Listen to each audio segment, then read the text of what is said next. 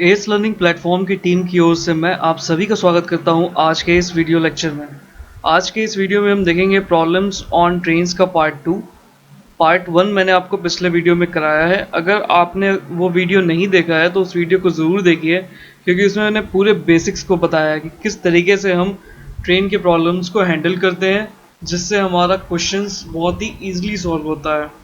तो आज के इस वीडियो में हम लोग देखेंगे उससे एक नेक्स्ट लेवल के क्वेश्चंस को, जिसमें दो ट्रेनें होंगी, एक दूसरे को क्रॉस करेंगी, दोनों की कुछ स्पीड होगी और हमसे पूछेगा कि वो कितने समय में क्रॉस कर रही हैं, या फिर एक गाड़ी की स्पीड दे देगा, दूसरी गाड़ी की स्पीड निकालने को कहेगा, या फिर एक ही ट्रेन दो पुल को या दो सुरंग को अलग अलग समय में क्रॉस कर रही है। फिर हमें या तो सुरंग की लंबाई पूछेगा या फिर ट्रेन की लंबाई पूछेगा।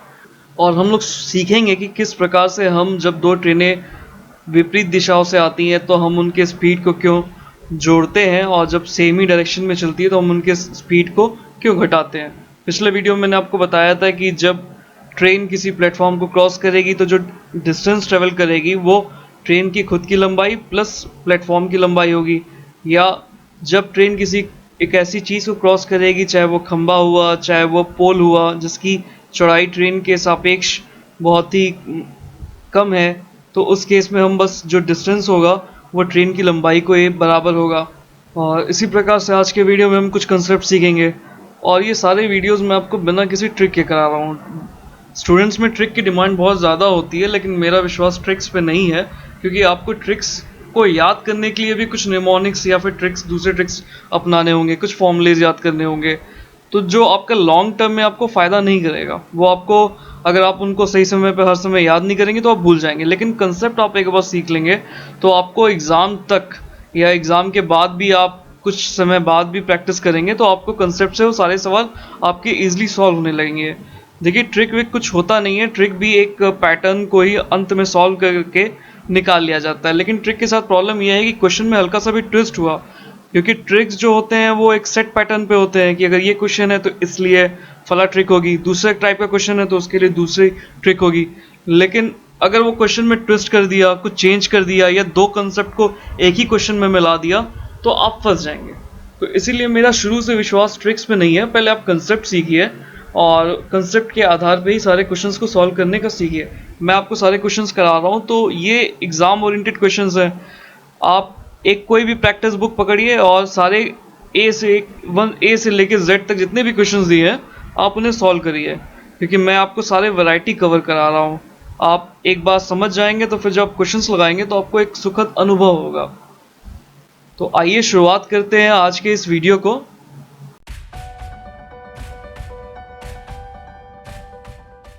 देखते हैं पहला क्वेश्चन। पहला क्वेश्चन कहता है कि एक रेलगाड़ी 800 मीटर और 400 मीटर लंबे दो पुलों को क्रमशः 100 सेकंड में और 60 सेकंड में पार कर जाती है। रेलगाड़ी की लंबाई क्या होगी, यानी लेंथ ऑफ ट्रेन पूछा है। अब इस चीज़ में अगर आप ध्यान दीजिए तो ये सारा यूनिट्स जो है वो मीटर और सेकंड में दिया है। इसमें दो कंडीशंस दे रखी है कि एक पुल की लंबाई दे रखी है 800 मीटर, यानी P1 दे रखा है हमारा 800 मीटर, और जो दूसरा पुल है उसकी लंबाई P2 मान लेते हैं, वो 400 मीटर है। अलग अलग टाइम भी दे रखा है, यानी दो कंडीशंस दे रखी हैं। पहला कंडीशन में 100 सेकंड लेती है ट्रेन उस पुल को क्रॉस करने में, और दूसरे कंडीशन में वो 60 सेकंड लेती है पार करने में। और हमसे पूछा है कि रेलगाड़ी की लंबाई, यानी एक ही ट्रेन है जो अलग अलग समय में अलग अलग कंडीशन में दो पुल को क्रॉस करती है। तो पहले वीडियो में मैंने आपको समझाया कि किस तरीके से हम डिस्टेंस बराबर ट्रेन की लेंथ लेते हैं। अगर आपने नहीं देखा है तो मैं आपसे दोबारा एक बार रिक्वेस्ट करूंगा कि आप उस वीडियो को ज़रूर देखिए, उसका लिंक मैं आपको डिस्क्रिप्शन में प्रोवाइड कर दूंगा। तो आइए खैर शुरुआत करते हैं इस क्वेश्चन की। तो डिस्टेंस बराबर जो होता है वो स्पीड इनटू टाइम होता है। ये भी मैंने बताया इसको किस तरीके से याद करना हो ताकि आपको कन्फ्यूज़न ना हो। तो D यहाँ पे जो होगा वो ट्रेन ऑफ लेंथ, यानी R मतलब रेलगाड़ी ले लीजिए, इसलिए मैंने इसको लेंथ ऑफ ट्रेन R लिया है। R plus P1। स्पीड हमें नहीं पता है क्योंकि एक ही रेलगाड़ी है तो उसकी स्पीड S छोड़ देते हैं, और टाइम जो लेता है वो 100 सेकेंड लेता है। दूसरी कंडीशन में जो D होगा S इंटू टी होगा। इस केस में जो डिस्टेंस होगी वो भी सेम होगी, R लेंथ ऑफ ट्रेन होगी, लेकिन यहाँ प्लेटफॉर्म दूसरा है तो P2 हो जाएगा। स्पीड जो हो जाएगी, एक ही रेलगाड़ी चल रही है इसलिए सेम होगा, इनटू टाइम 60 सेकेंड। अब देखिए दो इक्वेशन है, एक पहले दूसरा इक्वेशन ये है और पहला इक्वेशन ये, नहीं दो समीकरण है और दो की वैल्यूज हमें नहीं पता है। एक स्पीड की वैल्यू नहीं पता है और दूसरा लेंथ ऑफ ट्रेन यानी आर की वैल्यू हमें नहीं पता है। तो दो इक्वेशन, दो वेरिएबल इजीली सॉल्व हो जाएगा। P1 और P2 की वैल्यू हमें दे रखा है 800 मीटर और 400 मीटर हम इसको रख देंगे, तो ये हो जाएगा R प्लस 800 बराबर 100s यानी 100s।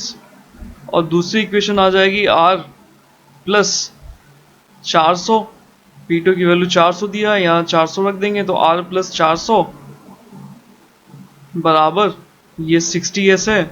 यहाँ पे इसको मैं नीचे रख रहा हूँ क्योंकि मुझे सॉल्व करना है। 60s, दो इक्वेशन दो वेरिएबल। अब चूंकि रेलगाड़ी की लंबाई पूछा है तो हमें स्पीड से मतलब नहीं है, हम स्पीड को एलिमिनेट कर देंगे, स्पीड को हटा देंगे और सीधे आर की वैल्यू लेंगे, हम अपना समय बचाएंगे। और ये सब चीज़ें आप मन में भी लिख सकते हैं, मन में भी कर सकते हैं और इस आपको लिखने की ज़रूरत नहीं है। आप सीधे इस इक्वेशन को लिखिए और सीधे आंसर ले आइए। एस को हटा दीजिए। एस को हटाने के लिए अब देखिए एक में 100s है, एक में 60 है, दोनों के कोफिशिएंट को हमें बराबर करना पड़ेगा, तभी एस घटा लेंगे तो कट जाएगा। अब 100 और 60 को करने के लिए हम इसको अगर 3 से मल्टीप्लाई कर दें तो ये 300 हो जाएगा, और ये 60 को 5 से मल्टीप्लाई कर दें तो ये 300 हो जाएगा। 300 300 घट जाएंगे, तो इसको मैं अगर इसको 3 से कर दूं और इसको मैं 5 से कर दूं, तो 3 से किया मैंने तो लेफ्ट हैंड साइड इसमें भी 3 से मल्टीप्लाई होगा, इसमें भी 3 से, तो ये हो जाएगा 3R प्लस 2400 बराबर 300s। और दूसरी इक्वेशन हो जाएगी 5R, दोनों तरफ 5 से मल्टीप्लाई करना होगा, 2000 बराबर 60 बचे 300s। अब देखिए s से s घट जाएगा, घटा लेते हैं इसको, तो ये -5R से 3R घटा यानी -2R, और 2400 में से ये -2000 हो रहा है यानी प्लस का बचेगा 400 बराबर 0, तो -2R बराबर -400 यानी माइनस से माइनस कैंसिल हो जाएगा, R की जो वैल्यू आ जाएगी वो आ जाएगी 200 मीटर। तो यानी लेंथ ऑफ ट्रेन जो होगी वो हो जाएगी 200 मीटर, यही हमारा आंसर हो जाएगा। आइए देखते हैं अगला क्वेश्चन। अगला क्वेश्चन कहता है कि 800 मीटर लंबी एक रेलगाड़ी 78 किलोमीटर प्रति घंटा की चाल से चल रही है। अब ध्यान दीजिए, ये आ गया आपका किलोमीटर पर आवर में और यहाँ पे मीटर दिया है। मैंने आपको पहले ही बताया था कि ट्रेन्स की प्रॉब्लम्स में यूनिट्स का बहुत ख्याल रखना है, क्योंकि क्वेश्चंस में हमेशा यूनिट्स कभी कुछ दिया होगा कभी कुछ दिया होगा। तो यदि वह किसी सुरंग को 1 मिनट में पार कर जाती है, अब देखिए यहाँ मिनट दिया है, तो सुरंग की लंबाई मीटर में पूछा है हमसे, यानी मीटर में सब कुछ हमें कन्वर्ट कर लेना है। तो जब भी कोई ट्रेन किसी सुरंग को पार करती है तो उस केस में जो डिस्टेंस होता है वो ट्रेन की लंबाई प्लस सुरंग की लंबाई के बराबर होता है। बस हमें यही कंसेप्ट लेना है।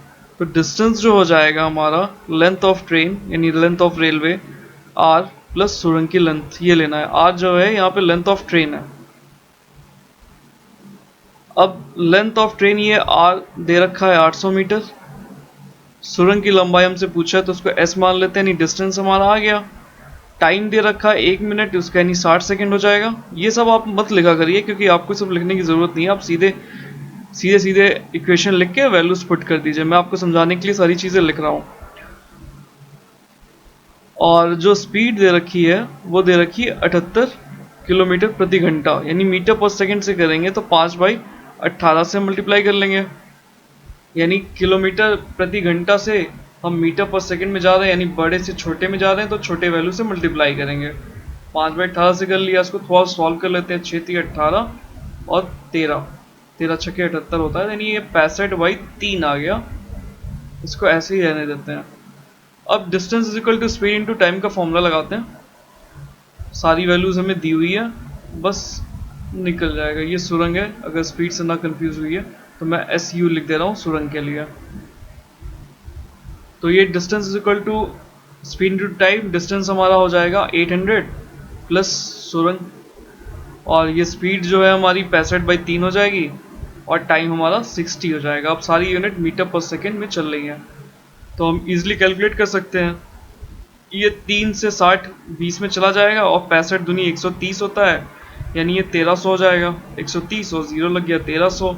और ये सुरंग 800 प्लस SU है ही, मैं एक स्टेप आगे लिख दे रहा हूँ। 800 इधर जाएगा तो ये -800 हो जाएगा, यानी जो सुरंग की लेंथ आ जाएगी वो 500 मीटर आ जाएगी।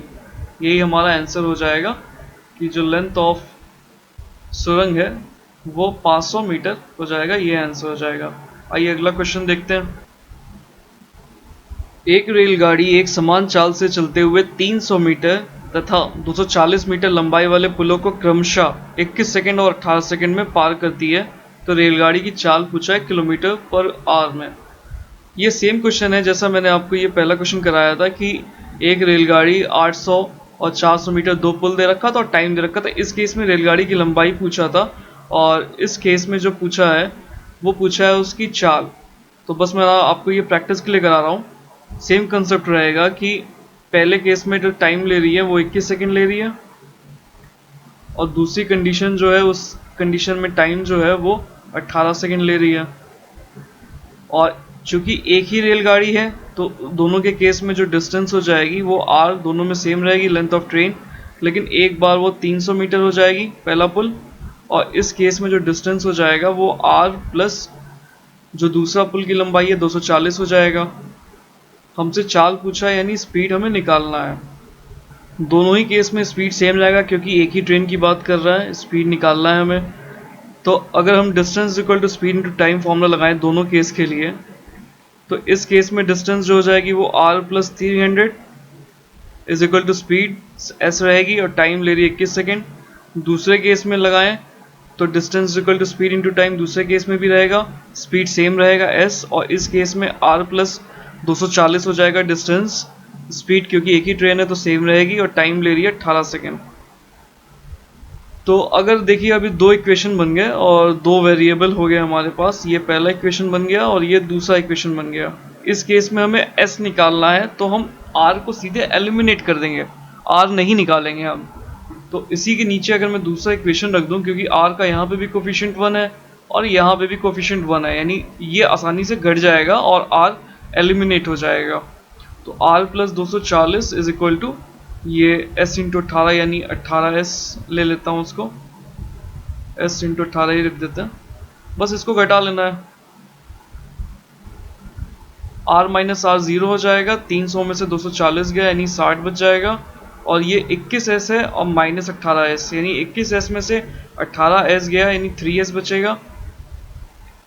ये 3 से 60 20 टाइम्स में चला जाएगा यानी स्पीड जो आ जाएगी वो आ जाएगी 20।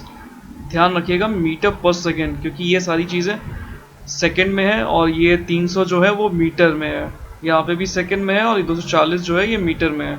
अब इसको हमें कन्वर्ट कर लेना क्योंकि क्वेश्चन किलोमीटर पर आवर में दिया है। आपको ऑप्शन में पहला ही ऑप्शन ये 20 मीटर पर सेकेंड मिल जाएगा, जो कि गलत होगा क्योंकि हमसे किलोमीटर पर आवर में कहा है, तो इसीलिए हम इसमें बड़ी सी वैल्यू यानी 18/5 से मल्टीप्लाई कर लेंगे। तो 5 चौके 20 और 4 18 72 किलोमीटर पर आवर, ये हमारा आंसर हो जाएगा। यूनिट्स का हमेशा आपको ध्यान रखना है ट्रेन की प्रॉब्लम्स में। आइए अगला क्वेश्चन देखते हैं। अगला क्वेश्चन कहता है कि 140 मीटर और 160 मीटर लंबी दो ट्रेन क्रमशः 60 किलोमीटर पर घंटा और 40 किलोमीटर पर घंटा, अब देखिए यहाँ पे मीटर था, यहाँ पे किलोमीटर पर आवर आ गया, यूनिट्स का ध्यान रखिए, कि चालों से दो समानांतर रेल पटरियों पर विपरीत दिशाओं में चल रही हैं। यानी दोनों ट्रेनों की स्पीड दे रखी है, यानी दोनों ट्रेनें ही चल रही हैं। और पिछले क्वेश्चन में हम लोगों ने देखा था कि एक ट्रेन चल रही थी और एक ट्रेन ठहरी हुई थी, लेकिन अब क्वेश्चंस में दूसरी वैरायटी है जिसमें दोनों ट्रेन्स की कुछ स्पीड दे रखी है, दोनों ट्रेन्स चल रही हैं। तो हमसे पूछा है कि उन्हें एक दूसरे को पार करने में लगने वाला समय सेकंडों में ज्ञात करें, यानी उन दो जब एक दूसरे को वो क्रॉस करेंगी तो हम कितना टाइम लेंगे, हमें ये चीज़ बताना है।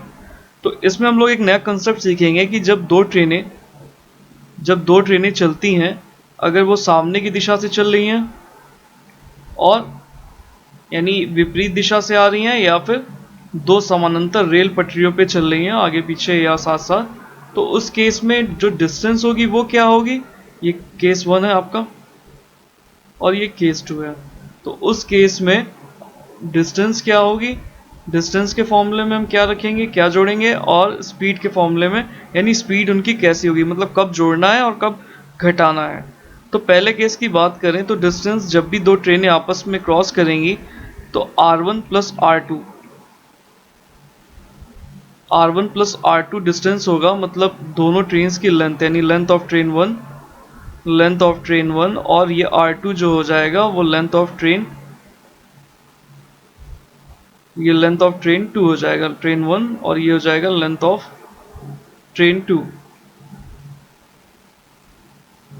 और इस केस में जब एक दूसरे के विपरीत दिशा से एक दूसरे को क्रॉस कर रही है तो जो स्पीड हो जाएगी वो हो जाएगी S1 प्लस S2, दोनों स्पीड जुड़ जाएगी। ऐसा क्यों होता है, आप इसको ऐसे समझ सकते हैं कि कभी आपने ऑब्जर्व किया होगा कि अगर आप ट्रेन से कहीं जा रहे हैं और कोई सामने से कोई ट्रेन आ रही है तो आपको उसकी स्पीड बहुत ज़्यादा लगती है, कि वो सामने से आती है तो बहुत तेज़ आवाज़ होता है, लगता है कि किस स्पीड से आपको क्रॉस कर गई, क्योंकि ये यहाँ पे रिलेटिव स्पीड का काम करती है और जो बताती है कि अगर सामने से कोई चीज़ आ रही है तो हमको लगता है कि उसकी स्पीड और बढ़ गई है। और दूसरा केस ये होता है कि आप किसी ट्रेन को क्रॉस कर रहे हैं जो आप ही के डायरेक्शन में जा रही है, तो आपको उसमें दूसरी वाली ट्रेन में यात्री जो होते हैं या फिर सारी चीज़ें आपको बड़ी स्लो लगती हैं, क्योंकि दोनों लोग की स्पीड जो होती है वो घट जाती है। यानी जब अपोजिट डायरेक्शन होगा तो स्पीड जुड़ेगी और जब सेम डायरेक्शन होगा तो स्पीड घट जाएगी। S1, इसको मैं S2 लिख रहा हूँ, मतलब जो ज़्यादा होगी उसको पहले रख लेंगे, माइनस दूसरी रख लेंगे। S1 डिफरेंस S2, और इस केस में केस 1 में दोनों की स्पीड जुड़ जाएगी और केस 2 में दोनों की स्पीड में डिफरेंस जो होगा वो हमारी नेट स्पीड आ जाएगी। यहाँ पर रिलेटिव स्पीड काम करता है। और डिस्टेंस जो है वो दोनों केस में, चाहे वो सेम डायरेक्शन से आ रही हो, सेम डायरेक्शन में एक दूसरे को क्रॉस करें, या फिर अपोजिट डायरेक्शन से एक दूसरे को क्रॉस करें, डिस्टेंस हमेशा दोनों की ट्रेन्स की लंबाई का सम होगा, यानी दोनों की ट्रेन्स की जो लेंथ होगी उनको हम जोड़ लेंगे तो हमारा डिस्टेंस आ जाएगा। अब आइए एक बार क्वेश्चंस को दोबारा पढ़ लेते हैं और फिर इसी कंसेप्ट पे हम लोग उसको सॉल्व करते हैं। तो क्वेश्चन कह रहा है कि 140 मीटर और 160 मीटर लंबी दो रेलगाड़ियां क्रमशः दोनों की स्पीड दे रखी है कि चालों से दो समानांतर रेल पटरियों पर विपरीत दिशाओं में चल रही है। यानी पहला केस लगेगा, तो अगर फिगर में देखें तो ये हो जाएगी 60 किलोमीटर दे रखी है पहला, तो इसको मैं 60 किलोमीटर पर घंटा ले लेता हूँ। और जो सामने से आ रही है वो 40 किलोमीटर पर घंटे है, यानी इस स्पीड से आ रही है। और दोनों की लेंथ दे रखी है, यानी ये दे रखा है 140 मीटर और ये दे रखा है 160 मीटर। तो हमसे पूछा है कि दोनों एक दूसरे को क्रॉस कितने समय में करेंगी। तो मैंने आपको पिछले वीडियो में बहुत एक पिक्चर के माध्यम से समझाया था कि जब ये एक दूसरे को क्रॉस करती है, मतलब ये ट्रेन का जो इंजन है यहाँ पे अगर स्टार्ट होगा क्रॉस करना तो हम टाइम शुरू करेंगे काउंट करना। ये इंजन यहाँ पे बन गया मान लीजिए, इसको मैं डॉट से बना दे रहा हूँ, एक बार फिर से समझाने का कोशिश कर रहा हूँ। ये पहली ट्रेन आ गई, तो जब ये क्रॉस करना शुरू करेगी तो हम टाइम स्टार्ट कर देंगे, तो जो भी सेकंड लग रहा है मान लीजिए 10 सेकंड में, तो 10 सेकंड में ये हिस्सा इंजन जो है करते करते यहाँ पे आ जाएगा जब इसको पूरा क्रॉस कर लेगा। तो अब इस केस में जो डिस्टेंस हो जाएगी वो इस ट्रेन की लंबाई प्लस इस ट्रेन की लंबाई। यही कारण है कि जब एक दूसरे को ट्रेनें क्रॉस करती हैं तो हम जो डिस्टेंस होता है वो दोनों ट्रेन्स की लेंथ का सम ले लेते हैं, यानी दोनों ट्रेन्स की लेंथ को जोड़ लेते हैं। तो इस तरीके से हम लोग क्वेश्चन को करते हैं। तो इस क्वेश्चन में हमसे टाइम पूछा है कि जब वो एक दूसरे को क्रॉस करेंगे, तो distance is equal to speed into time होता है। इसी फॉर्मूले को हम लोग लगाते हैं, distance is equal to speed into time. Distance जो हो जाएगा R1 प्लस R2 हो जाएगा। स्पीड मैंने आपको पहले अभी बताया है कि जब दो ट्रेनें सामने से आएंगी तो स्पीड जुड़ जाएगा, यानी 60 प्लस 40 यानी 100 किलोमीटर पर घंटा हो जाएगा। 60 प्लस 40 ये आपका स्पीड जुड़ गया, S1 प्लस S2 हो गया, लेकिन ये किलोमीटर पर आवर में है। मीटर पर सेकंड में करने के लिए हम इसे 5/18 से मल्टीप्लाई कर देंगे इनटू टाइम। टाइम हमसे पूछा है तो मान लेते हैं t। तो R1 प्लस R2 भी दे रखा है 140 प्लस 160, यानी ये हो जाएगा 140 प्लस 160। R1 R2 की वैल्यू दे रखा है, यानी इसको सम किया तो 16 14 30 और यानी ये 300 हो जाएगा। और ये हो जाएगा आपका 100 गुणे 5/18 गुणे t बस टी की वैल्यू निकाल लेनी है। अब ये 2 0 से 2 0 कैंसिल, ये बचा 3, ये हो जाएगा 18 3 54, 54/5, 54/5 इक्वल टू टी। बस इसको सॉल्व कर लेना, यानी टी की वैल्यू हो जाएगी 10 टाइम्स जाएगा 50 हो जाएगा, और ये 40 बचेगा यानी 10.8 सेकेंड। ये हमारा आंसर हो गया। बस यही ध्यान देना है आपको कि जब सामने से ट्रेनें आएंगी यानी विपरीत दिशा ऑपोजिट डायरेक्शन से आएंगी तो स्पीड जुड़ जाएगी, और अगर सामने से चल रही है मतलब सेम डायरेक्शन में ट्रेन चल रही है एक ही डायरेक्शन में, तो स्पीड घट जाएगी। दोनों का डिफरेंस ले लेंगे, लेकिन दोनों केस में चाहे वो अपोजिट डायरेक्शन से ट्रेनें आ रही हो या सेम डायरेक्शन में ट्रेनें जा रही हो, जो उनकी जो डिस्टेंस होगी वो दोनों का सम होगी लेंथ का। अगला क्वेश्चन देखते हैं। अगला क्वेश्चन कहता है कि समान लंबाई वाली विपरीत दिशाओं में चल रही दो रेलगाड़ियां खंबे को क्रमशः 18 और 12 सेकंड में पार करती हैं, तो रेलगाड़ियां एक दूसरे को पार करने में कितना समय लेंगी। आप कोई भी क्वेश्चन पढ़िए तो बहुत ध्यान से पढ़िए, और क्वेश्चंस अगर आपने सही पढ़ लिया है, अच्छे तरीके से समझ लिया है, तो आपका आधे से ज़्यादा क्वेश्चन तो वैसे ही सॉल्व हो गया, अगर आपको समझ में आ गया कि आपको करना क्या क्या है और क्या क्या चीज़ें दी गई हैं। तो अगर देखिए दो ट्रेनें हैं, अब ये देखिए समान लंबाई वाली विपरीत दिशाओं में चल रही हैं दो गाड़ियाँ, यानी मान लेते हैं ये आर लेंथ है, ये आर है इसकी लेंथ, और यहाँ से भी सेम डायरेक्शन में चल रही, मतलब अपोजिट डायरेक्शन में चल रही है, विपरीत दिशा में चल रही है, इसकी भी लेंथ आर मान लेते हैं। और एक कोई पोल है, जैसे ये मान लीजिए एक पोल को ये क्रॉस करती है, जब ये पोल को क्रॉस कर रही है तो ये 18 सेकंड का समय ले रही है, और दूसरी जो है वो 12 सेकंड का समय ले रही है, मतलब दो अलग अलग कंडीशन दे रखी है। ये कोई पोल को है, ये 12 सेकंड का समय ले रही है क्रॉस करने में। तो हमसे पूछा है कि जब ये दोनों आपस में एक दूसरे को क्रॉस करेंगी तो कितना समय लेंगी। तो अगर आप ध्यान से देखिए तो जब भी दो ट्रेनें आपस में एक दूसरे को क्रॉस कर रही हैं और दोनों की कुछ स्पीड है, मान लेते हैं इसकी स्पीड s1 है और ये s2 है, क्योंकि दोनों ट्रेनें चल रही हैं, दोनों की अपनी अपनी स्पीड होगी, तो दोनों स्पीडें जुड़ेंगी और दोनों की डिस्टेंस जुड़ेगी। तो हमें ना s1 पता है, ना s2 पता है, और ना ही r पता है, तो हम टाइम कैसे निकाल पाएंगे। तो अगर टाइम निकालना चाहें तो time is equal to distance upon speed. तो टाइम डिस्टेंस क्या होता है, जब दोनों सामने से आएंगी एक दूसरे को क्रॉस करेंगी अपोजिट डायरेक्शन से, तो डिस्टेंस जो हो जाएगा s1 प्लस s2 हो जाएगा, सॉरी डिस्टेंस जो हो जाएगा वो हो जाएगा r1 प्लस r2, और स्पीड जो हो जाएगी वो स्पीड भी जुड़ जाएगी जब अपोजिट डायरेक्शन चलती हैं। तो इस केस में दोनों की लेंथ सेम है, यानी ये r प्लस r हो जाएगा, यानी कि 2r हो जाएगा, और s1 प्लस s2, यानी ये चीज़ अगर हमें पता हो तो हम निकाल सकते हैं कि वो एक दूसरे को कितने सेकंड में क्रॉस करेगी। तो ना ही हमें r पता है ना s1 s2 पता है, तो इसीलिए क्वेश्चन में दूसरी कंडीशन दे रखी है कि पहली ट्रेन पोल को 18 सेकंड में क्रॉस करती है और जो दूसरी ट्रेन है वो 12 सेकंड में क्रॉस करती है। तो इस चीज़ को अगर निकालना चाहें तो ये दे रखा है हमें, distance is equal to speed into time निकालें अगर हम, तो पहले केस में r हो जाएगी लेंथ ऑफ ट्रेन डिस्टेंस, और स्पीड क्या हो जाएगी नहीं दे रखा, s1 मान लेते हैं, और ये 18 सेकंड ये दे रखा है टाइम। दूसरे केस में डिस्टेंस जो हो जाएगा वो r हो जाएगा, स्पीड s2 मान लेते हैं, और ये टाइम 12 सेकंड दे रखा है। यहाँ पे स्पीड यहाँ पे भी s1 रहेगी, और यहाँ पे भी जो स्पीड रहेगी वो s2 रहेगी, अलग अलग स्पीड, सेम ट्रेन है लेकिन अलग कंडीशन दे रखी है। अब देखिए दो इक्वेशन आ जाएंगे, दो वेरिएबल आ जाएंगे, तो हम सॉल्व कर सकते हैं। हमसे टाइम पूछा है, तो पहले केस से अगर हम s1 की वैल्यू निकालें तो s1 हो जाएगा r अपॉन 18, ये 18 यहाँ चला जाएगा, और दूसरे केस से s2 जो हो जाएगा वो हो जाएगा r/12।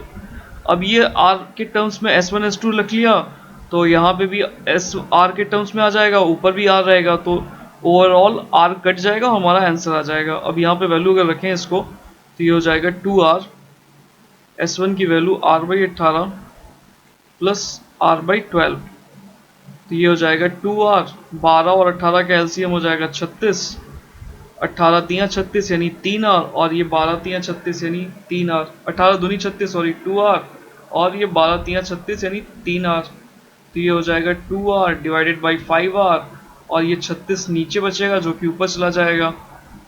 अब देखिए ये r के टर्म्स में सारा कुछ आ गया, अब वैल्यूज आ जाएगी, r से r कैंसिल हो गया, ये हो जाएगा 72, 72/5, यानी 14 25 70 होता है, और 20 यानी 4 यानी 14.4 सेकेंड में ये ट्रेन एक दूसरे को क्रॉस कर लेगी।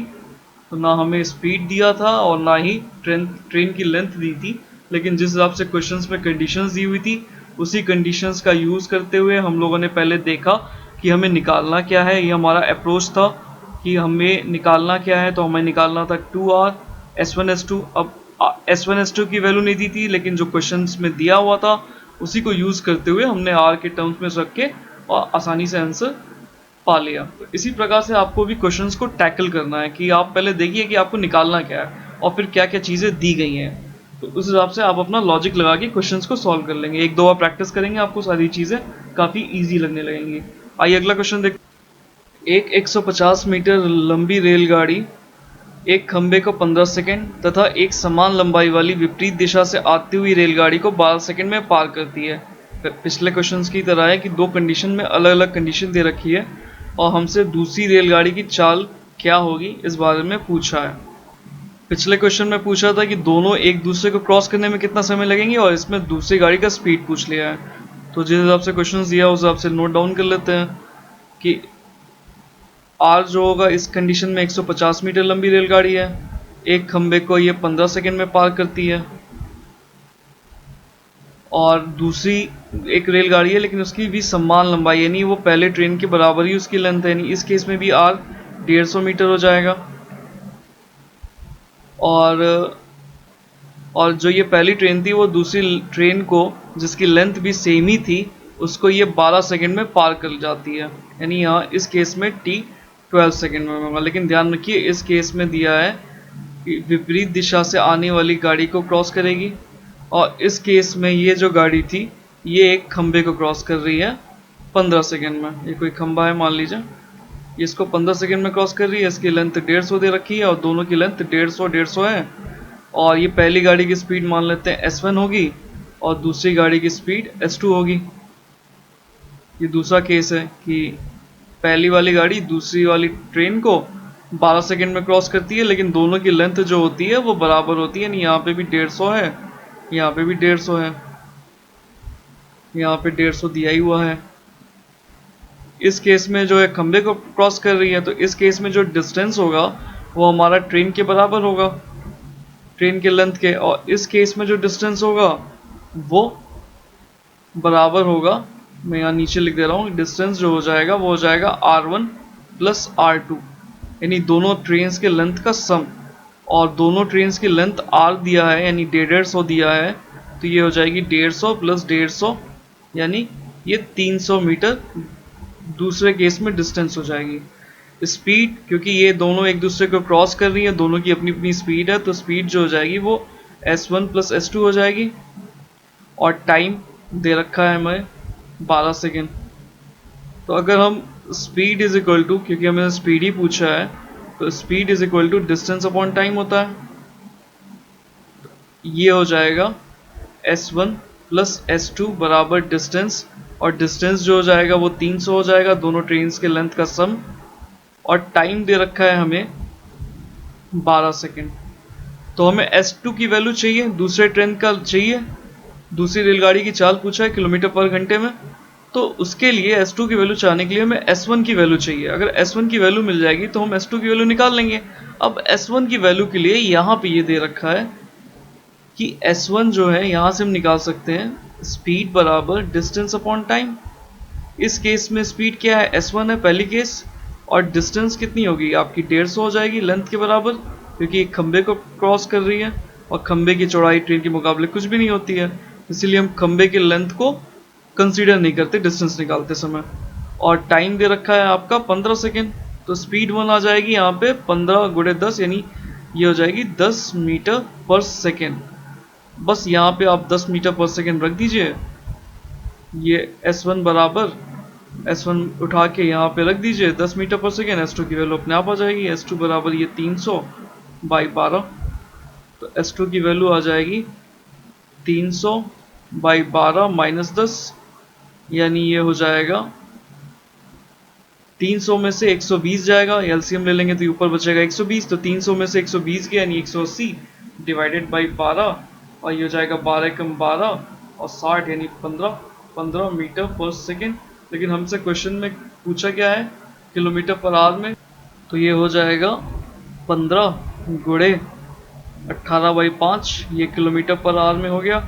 और ये 5 3 15 और ये 3 18, 3 गुणे 18 नहीं 18 3 54 किलोमीटर पर आवर। ये हमारा आंसर हो गया। जो दूसरी गाड़ी की जो स्पीड थी ये S2 हो जाएगी, वो आ गई हमारी 54 किलोमीटर पर आवर। तो आपको बस वही अप्रोच देखना है कि किस तरीके से आप कर सकते हैं। ये एक प्रॉपर अप्रोच है जिसको आपको फॉलो करना चाहिए।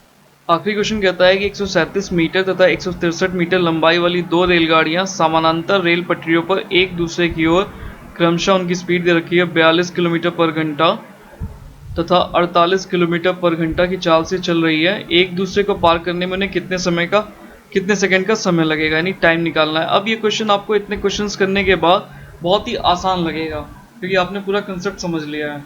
अगर आप ये क्वेश्चन शुरू में करते तो आपको थोड़ा सा सोचना पड़ता, लेकिन अब इसमें सोचना नहीं है। तो टाइम निकालने के लिए डिस्टेंस अपॉन स्पीड होगा। डिस्टेंस क्या होगा, दोनों के लेंथ का सम यानी R1 + R2। और स्पीड क्या होगी, क्योंकि ये सामने एक दूसरे को विपरीत दिशा में आ रही है यानी आमने सामने आ रही है, तो स्पीड जुड़ जाएगी। तो 137 + 163 हो जाएगा,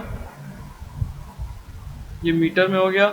और स्पीड जो हो जाएगी वो देखिए किलोमीटर पर घंटे है, बस इसको मीटर पर सेकंड रखना है। तो 48 2 50 यानी 90 किलोमीटर पर आवर दे रखा है, दोनों को जोड़ेंगे और अगर इसको मीटर पर सेकंड में करेंगे तो ये हो जाएगा आपका 5/18। तो ये हो जाएगा 25 यानी ये 25 हो जाएगा। और ये हो जाएगा 16 3 19, 16 13 29 और 29 यानी 290। और ये 7 और 3 10 यानी 300 / 25। तो ये हो जाएगा 12 सेकेंड। बस ये देखिए तुरंत आंसर आया आपको। अगर आपने प्रैक्टिस कर लिया है तो तुरंत के तुरंत आंसर आएगा, बिना किसी ट्रिक के, बिना कोई फॉर्मूला याद किए हुए।